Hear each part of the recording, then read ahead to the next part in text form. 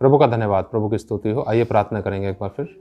प्रभु आपकी स्तुति करते हैं इस समय के लिए। प्रभु पवित्र आत्मा जी, आप हम सबको अपना वचन सिखाएं, सहायता करें, मदद करें। और जो हम वचन पढ़ते हैं प्रभु, हम ना समझें प्रभु, अपनी समझ दें। सब कुछ आपके हाथ में सौंपते हैं। हर एक बात पर आपका नियंत्रण हो। जितने भाई बहन बैठे, इधर बच्चे बैठे हैं प्रभु, हर एक प्रकार की डिस्टर्बेंस यीशु आपके नाम से समाप्त हो जाए।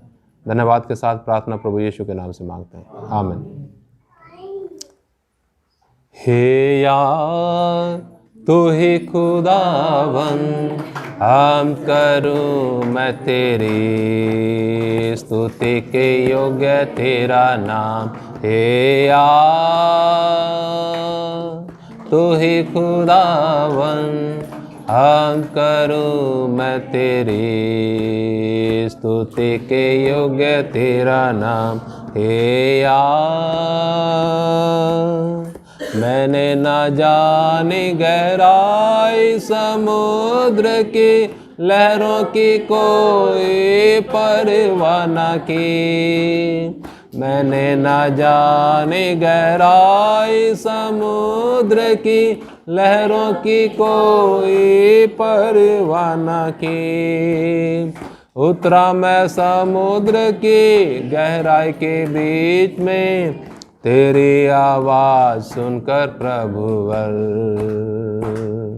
उतरा मैं समुद्र की गहराई के बीच में, तेरी आवाज़ सुनकर प्रभुवर। हे यार तू ही खुदावन, हम करूं मैं तेरी स्तुति के योग्य। हे यार गरते समुद्र की लहरों की हलचल से, लगता है डर मुझे मेरे प्रभु। गरते समुद्र की लहरों की हलचल से, लगता है डर मुझे मेरे प्रभु। पाँव मेरे डूब रहे गहराइयों में, हाथ बढ़ा कर मुझे तू संभाल। पाँव मेरे डूब रहे गहराइयों में, हाथ बढ़ा कर मुझे तू संभाल। हे यार तू ही खुदावन, हम करूं मैं तेरी स्तुति के योग्य तेरा नाम। हे यार प्रभु का धन्यवाद, प्रभु की स्तुति हो। ये भजन में हमने गाया कि मैंने ना जानी गहराई समुद्र की, लहरों की कोई परवाह ना की।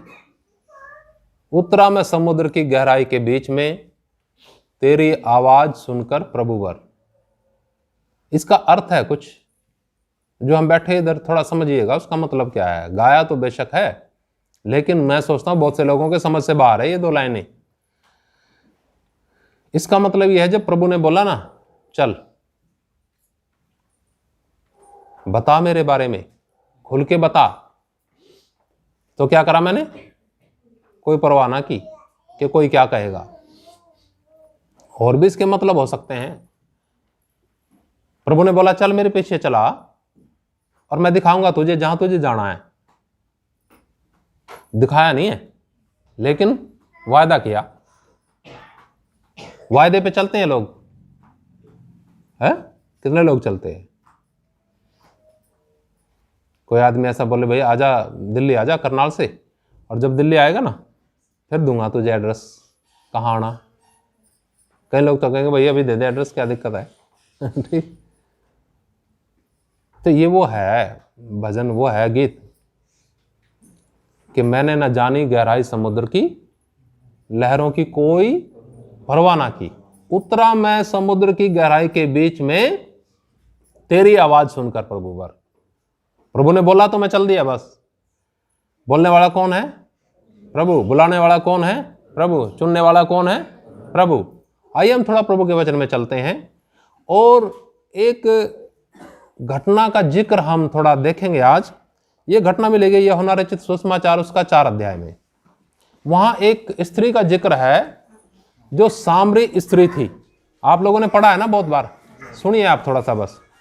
खैर हमने सामरी स्त्री के बारे में कई बार देखा है, पढ़ा है, सुना है, ठीक। थोड़ा आज और देखेंगे हम। जब प्रभु यीशु मसीह जी सेवा के लिए गांव गांव जा रहे थे तो एक जगह पहुंचे। आपका ध्यान इधर है मेरे ख्याल से सबका ना। प्रभु यीशु मसीह जी सेवा के लिए जा रहे थे ना, जैसे हम लोग जाते हैं इधर, उसी के पैटर्न पर हम लोग भी इधर उधर सेवा में जाते हैं ना। तो एक गांव में गए, जगह थी, उसका नाम था सामरिया। और सामरिया में एक कुआं था, उस पर जाकर के बैठ गए क्योंकि थके हुए थे। और चेले खाना लेने के लिए चले गए। प्रभु जी के साथ चेले भी रहते थे ना सेवा में, वो चले गए खाना लेने के लिए। अब प्रभु जी बैठे हैं अकेले कुएं पर। एक स्त्री पानी भरने के लिए आती है और जब वो पानी भरने के लिए आती है तो प्रभु जी उससे कहते हैं कि मुझे पानी पिला। उस स्त्री ने कहा, प्रभु तू यहूदी होकर मुझसे पानी मांगता है? तू यहूदी होकर मुझसे क्या करता है? पानी मांग रहा है। क्योंकि यहूदी लोग सामरियों से कोई व्यवहार नहीं रखते थे। हालेलुया।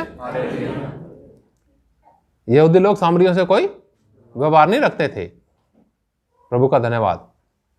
तो वहां पर वो स्त्री क्या कहती है कि प्रभु तू तो यहूदी होकर के हम सामरियों से पानी क्यों मांगता है?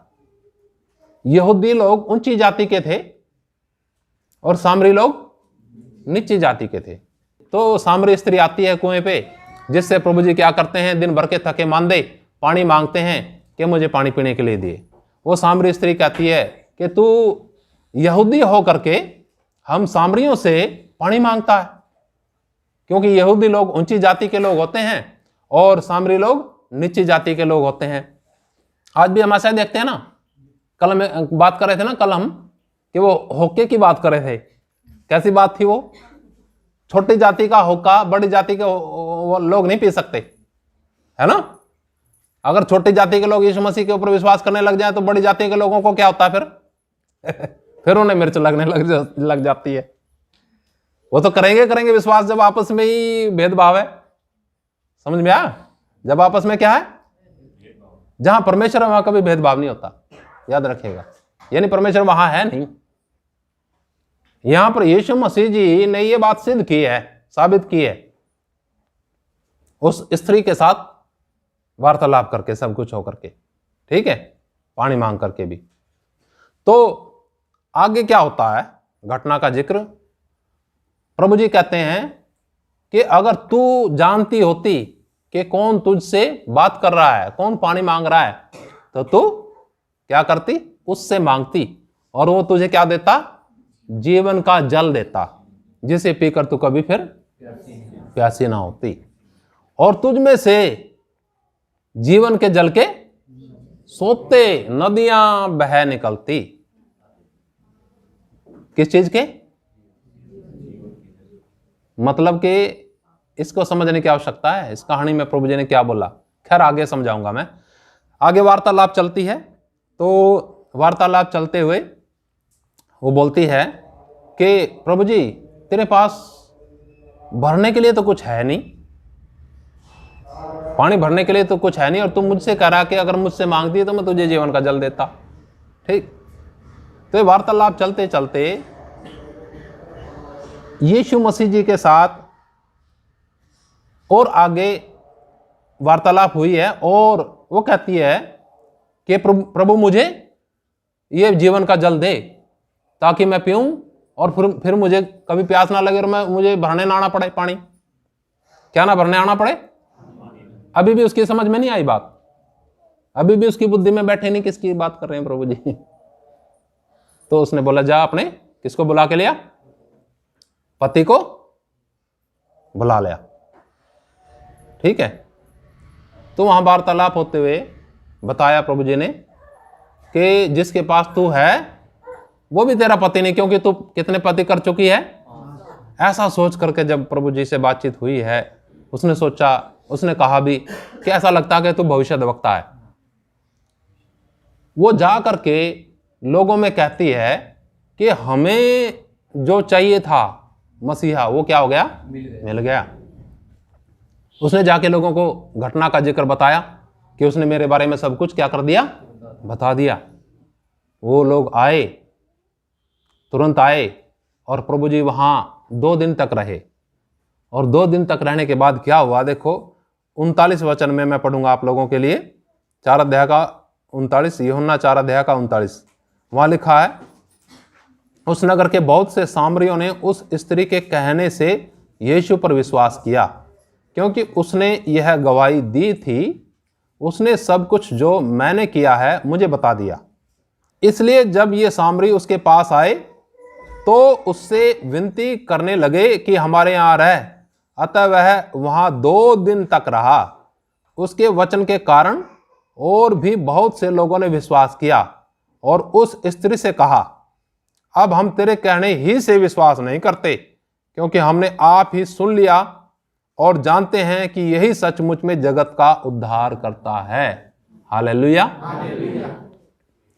यह था उद्देश्य उस सामरी स्त्री के साथ वार्तालाप का।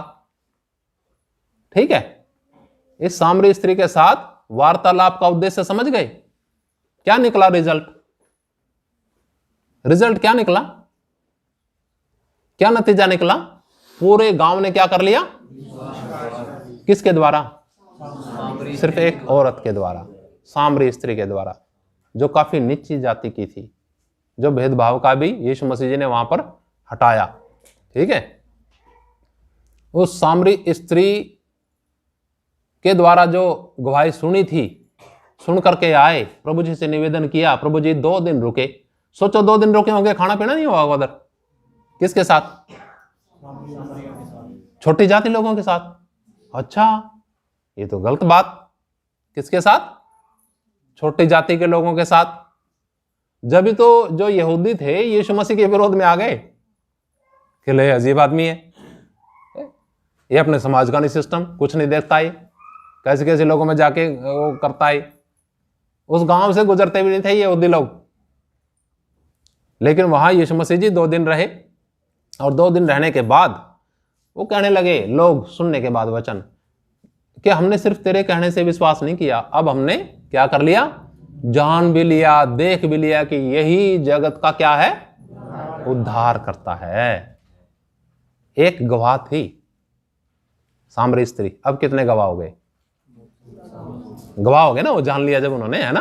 क्या हो गए? गवाह हो गए ना। सोचिए, आप गवाह हैं क्या उसके? आप हैं क्या उसके गवाह?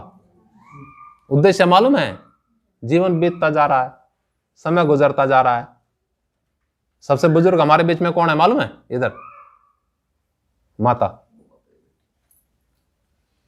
लेकिन परमेश्वर ने भी यहां एक उद्देश्य के द्वारा लेके आया, एक उद्देश्य की पूर्ति के लिए लेके आया। आप में से हर एक व्यक्ति जो इधर बैठा है, हर एक व्यक्ति, सुन लेना ध्यान से, इसलिए बैठा है ताकि परमेश्वर के उद्देश्य की पूर्ति करे। अब आप उस बात को समझो या ना समझो, जीवन बीतता जा रहा है, जीवन गुजरता जा रहा है, कदम दर कदम दर कदम दर मौत की तरफ हम बढ़ते जा रहे हैं। और वो मौत उन लोगों के लिए हमेशा का जीवन साबित होगी जिन लोगों ने परमेश्वर के उद्देश्य की पूर्ति के लिए अपना जीवन व्यतीत किया। हालेलुया। लेकिन वो मौत हमेशा की मौत भी बन जाएगी। किसके लिए? जो लोग अपने ही गफलत में पड़े हुए अपने दिनों को उन्होंने बर्बाद कर दिया, समझ नहीं पाए वो लोग। यहां इस सामरी स्त्री को देखिए, कितनी पढ़ी लिखी थी। सोचिए, कई अनपढ़ होंगे, ऐसा सोचते होंगे, मैं तो पढ़े लिखे नहीं, मैं तो पढ़ नहीं सकती, है ना पढ़ो, बिना पढ़े ही सुनाया ज्यादातर मैंने आपको। ठीक है, जब हम सुनते हैं इधर जो नहीं पढ़े लिखे, उन लोगों को याद रखने का तरीका क्या है? एक तरीका है, जो सुनो दूसरे को सुनाओ। उतना तो सुना नहीं सकते जितना सुना, कुछ कमी घटी होगी इसमें, रहने दो, कोई बात नहीं, लेकिन सुनाओ दूसरे को, तो आपको हमेशा याद रहेगा, पढ़ने की जरूरत ही नहीं है। पढ़ाई लिखाई कोई बाधा नहीं है। होता क्या है, कई लोगों को शर्म आती है उल्टे काम करने में, नहीं क्या करने में गवाही देने में क्या आता है, या फिर विरोध से घबरा जाते हैं। किससे घबरा जाते हैं? ले यार लोग मारेंगे, मेरे घर के विरोधी होंगे, हो जाएंगे ना। जब मैंने विश्वास किया सब लोगों को सुनाता था मैं अपने घर में, कभी नहीं छिपाया। प्रभु जी ने क्या बोला, देखो वचन में बोला ना, जो नगर पहाड़ पर बसा हुआ है वो क्या छिप जाएगा? कभी नहीं छिप सकता, सबको दिखेगा ही। फिर एक उदाहरण दिया दूसरा, कि जो दीपक जलाता है वो उसे कहां रखता है? ये नीचे, ये लाइट भी देख रहे हो ना, कहां लगा रखी है? नीचे नीचे लगा लें आप कैसा रहेगा, लाइट आएगी फिर। तो वचन में बोलते हैं तुम जगत की ज्योति हो। क्या हो? जगत की ज्योति हो। जगत जो अंधकार में पड़ा है उसे क्या करना है? प्रकाशमान करना है। अगर घबराएंगे सताव से और किसी चीज से, आपने पढ़ा था ना वचन, पढ़ा था ना गवाही में, बहुत बढ़िया लगा मुझे, बहुत अच्छा वचन है वो, कि जिसने मेरे नाम के कारण क्या करा, ये त्याग दिया वो त्याग दिया, वो क्या करेगा? उसे प्रभु वायदा करते हैं, उसे प्रभु वायदा करते हैं। छोटी उम्र में मैं चला गया था अपना घर बार छोड़ के, छोटी सी उम्र में, सन 92 में घर बार छोड़ दिया था मैंने। छोड़ दो परे, ये घर बार तो यही है, सब कुछ है, लेकिन जिस उद्देश्य के लिए परमेश्वर ने मुझे बुलाया वो उद्देश्य तो गायब हो रहा है, धूमिल हो रहा है। उस उद्देश्य की पूर्ति के लिए, वचन सीखने के लिए ही निकल गया मैं घर छोड़ के।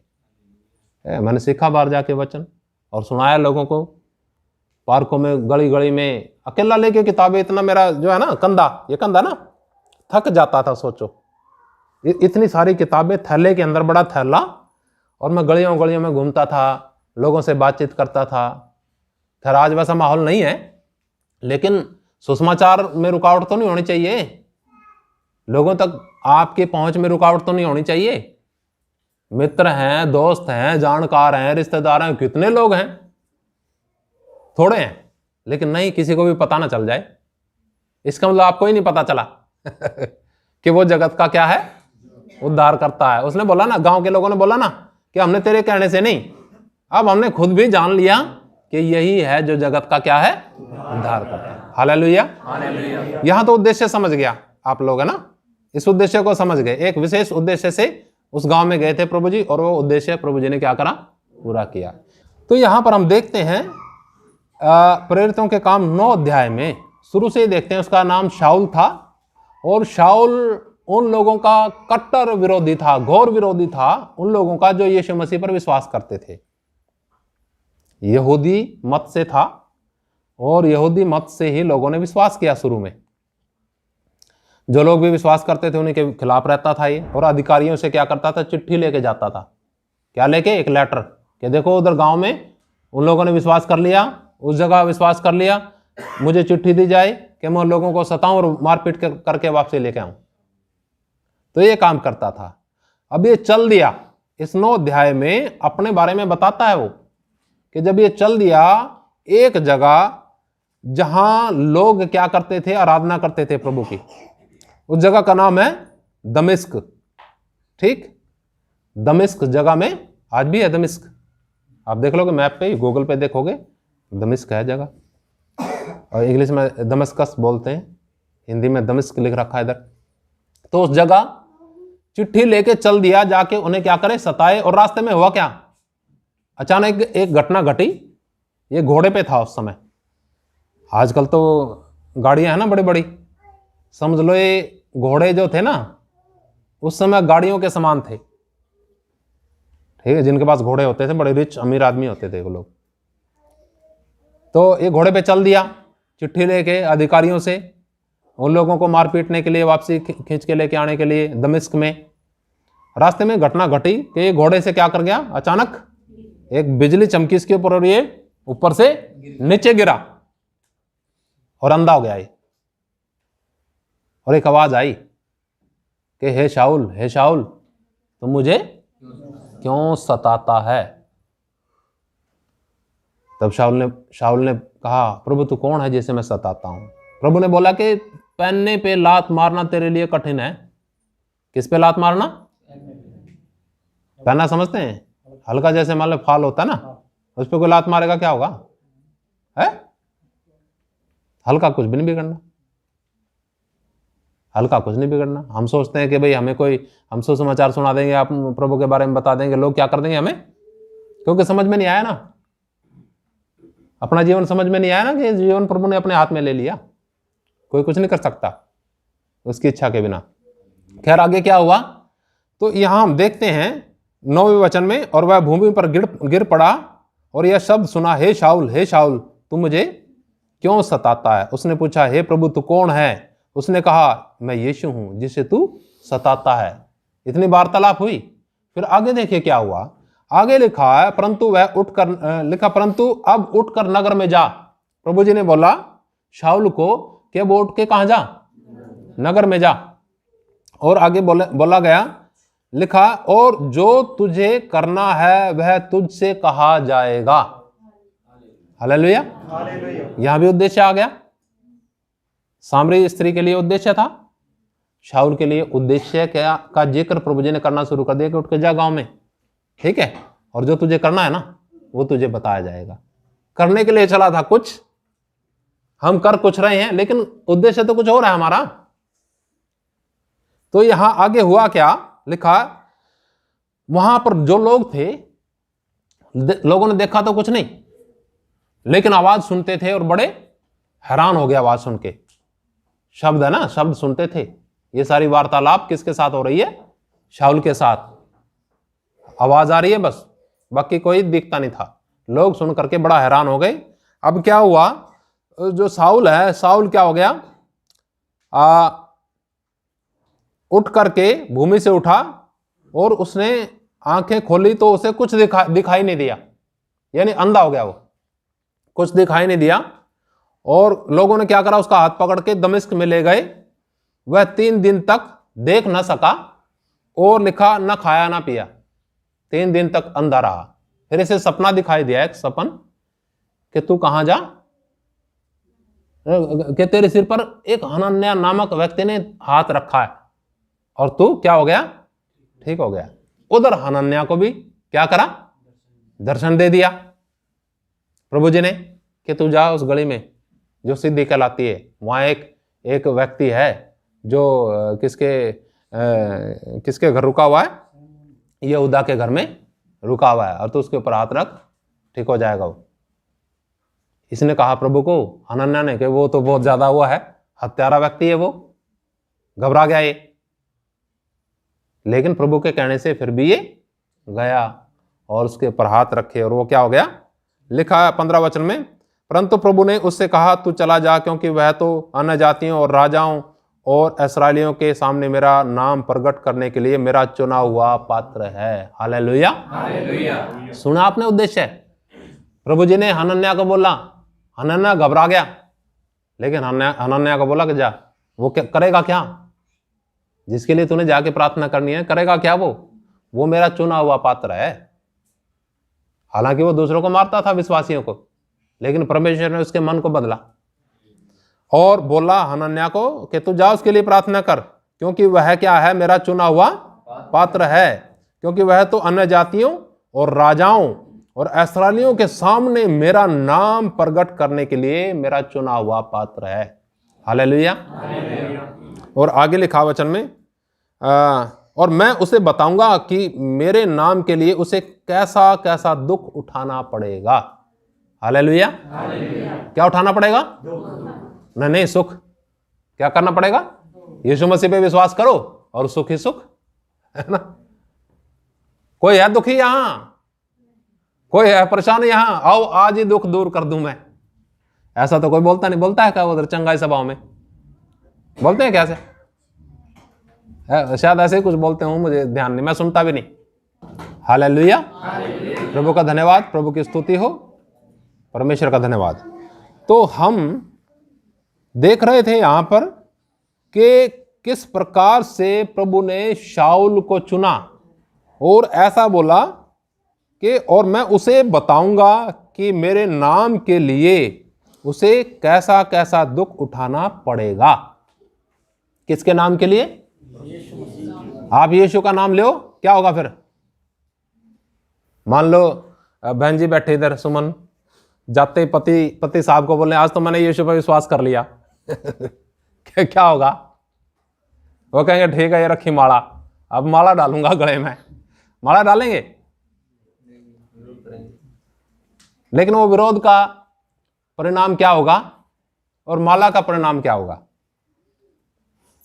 मान लो प्रभु का नाम प्रकट नहीं किया तो हमारा उद्देश्य कुछ नहीं है। घर में बहनें या भाई लोग जाते हैं ना, बाजार में जाते हैं ना, क्या करने के लिए? कुछ मान लो किचन में बर्तन हैं, अलग अलग उद्देश्य से जाते हैं। बर्तन कम पड़ गए, क्या करने के लिए चले गए?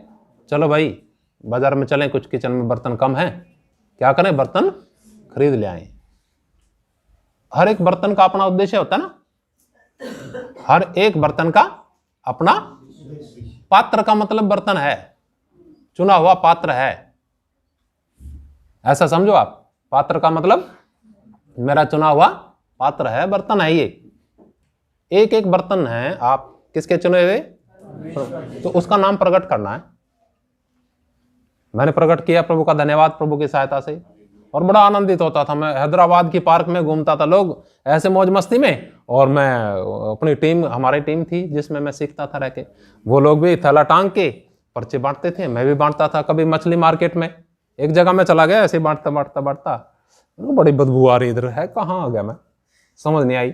जब मैंने देखा ऐसे उठा के, तो टोकरियों में सूखी मछलियां रखी, उधर मार्केट में घुस गया मैं, उधर मछली मार्केट में पर्चे बांटने के लिए। 92 की बात है, सन 92 की। इधर गली गली में घूमता था मैं, मधुबन है ना, मधुबन, सारी दुकानों पे बाहर, गांव आसपास के ना, इधर गांव में गलियों के अंदर, गलियों के अंदर दो दो चार चार हम इकट्ठे हो जाते थे, गली के अंदर ही ड्रामा करने लग जाते थे यीशु मसीह का, ताकि लोग सुने, इकट्ठे हो जाते थे, वो करते थे सब। बड़ा आनंद होता था, बड़ा ही खुशी होती थी, बहुत ज़्यादा। और आज भी खुशी है जब लोग विश्वास करते हैं। जब हम आपके साथ गए, बड़ा आनंद, अच्छा लगा। वहाँ से सीधा आप भी गए मेरे साथ उधर डबवाड़ी में, डबवाड़ी से हम इधर आए। थकान भी काफ़ी हो गई, लेकिन कोई बात नहीं, लेकिन प्रभु का वचन तो गया लोगों तक।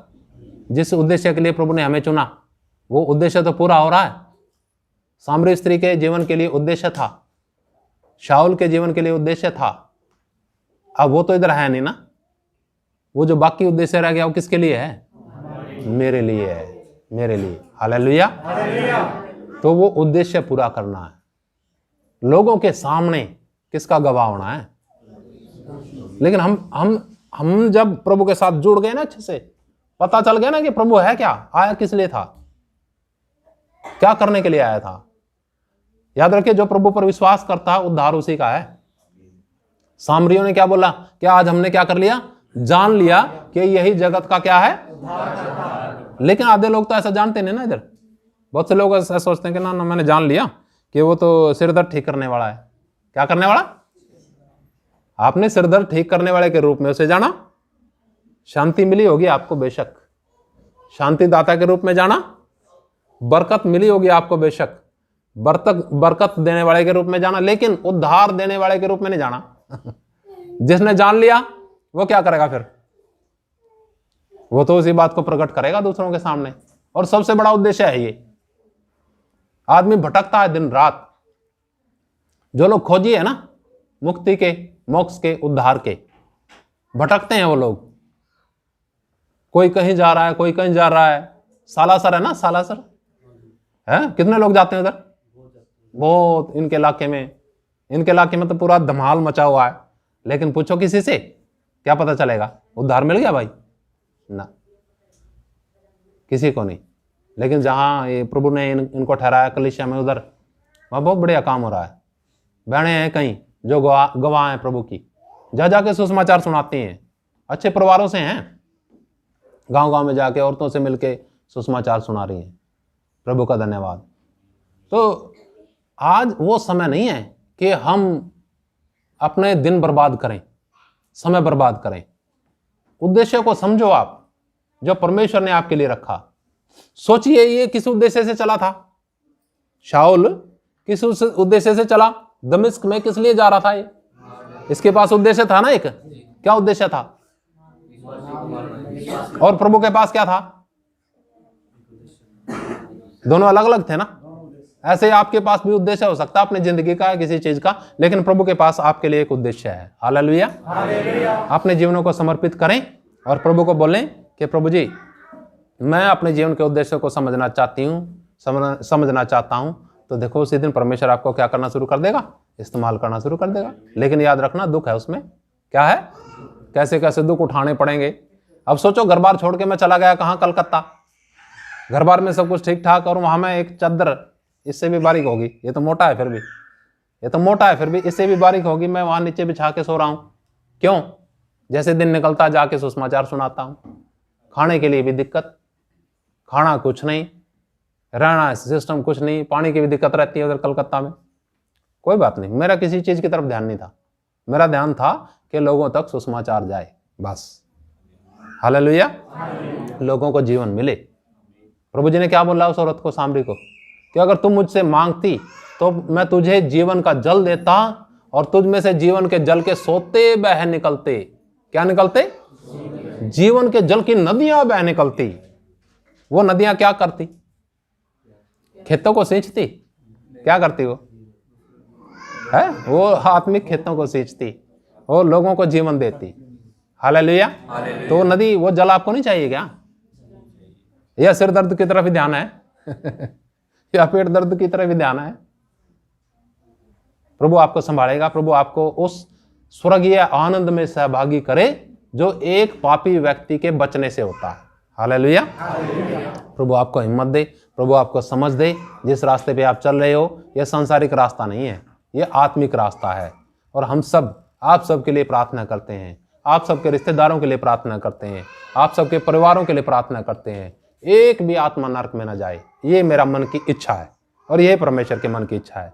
काश यही आपके भी मन की इच्छा हो जाए, और उस इच्छा के प्रति पूरे गंभीरता के साथ आप संघर्ष करें, प्रार्थना करें, परमेश्वर काम करेगा। हालेलुया। आइए आंखें बंद करें। धन्यवाद महान और जीवित परमेश्वर, आपका धन्यवाद। राजाओं के राजा, प्रभुओं के प्रभु, आपका धन्यवाद। आज के संदेश के लिए धन्यवाद करते हैं प्रभु जी। इन पात्रों को आपने चुना है प्रभु, और इसलिए चुना है ताकि आपका उद्देश्य इनके जीवन में पूरा हो। प्रभु जी आप संभालें, सहायता करें। जब भी कष्ट, परेशानियां, समस्याएं आती हैं प्रभु, आप इन्हें हिम्मत और सामर्थ्य दें प्रभु। धन्यवाद सारी बातों के लिए प्रभु। आपके गवाह होने पाएं उन लोगों के सामने जिन्हें आप चाहते हैं प्रभु उद्धार प्राप्त करें। धन्यवाद सारी बातों के लिए। धन्यवाद के साथ प्रार्थना प्रभु यीशु मसीह के नाम से मांगते हैं, आमीन। हालेलुया। जय मसीह की। मारना था।